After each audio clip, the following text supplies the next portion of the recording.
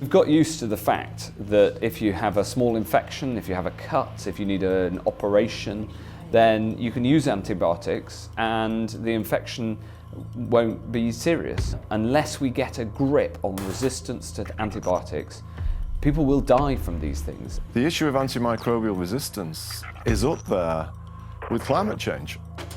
The World Health Organization says drug-resistant diseases already kill at least 700,000 people each year. But there could be 10 million deaths each year by 2050 unless new antibiotics are found. There's a serious lack of new antibiotics under development, and the number of drug-resistant bloodstream infections increased by a third from 2013 to 2017. So NDM1 is a resistance protein that's able to break down antibiotics and leave them inactive.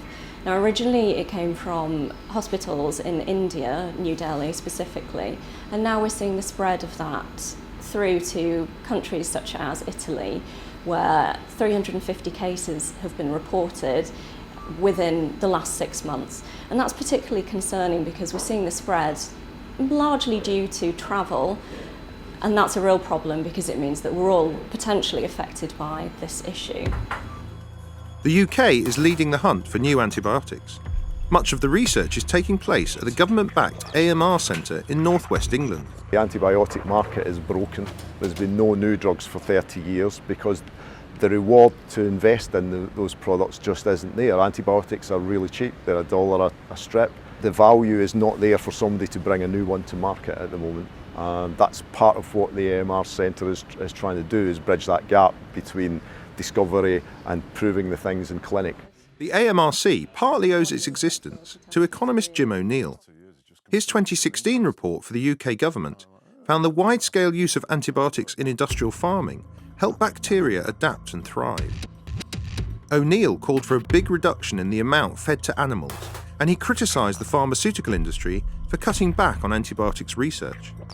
Even small biotechs were starting to give up.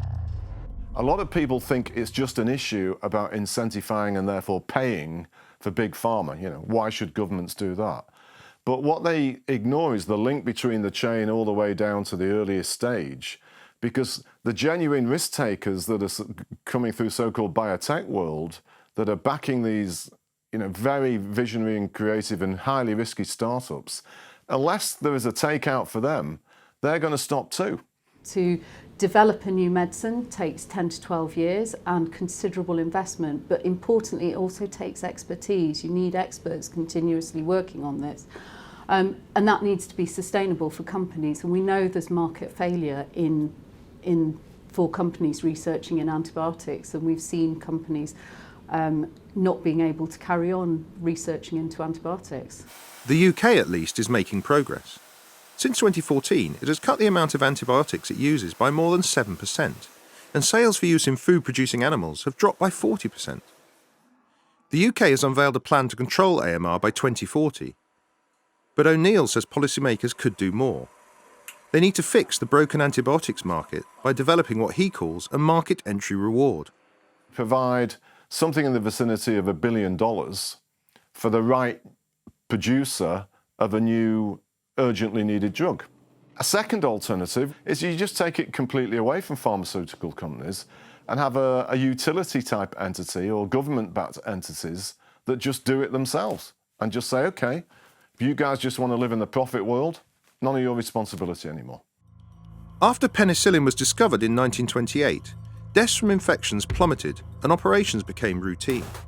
But Sir Alexander Fleming himself warned about the risk of microorganisms developing resistance. 90 years on, and the world is on the brink of falling back into the medical dark ages. A future where you die from a cut finger sounds like something you might see in a science fiction film. But the scientists here know they're in a race against time. And unless we wake up, that dystopian future will become a reality all too soon.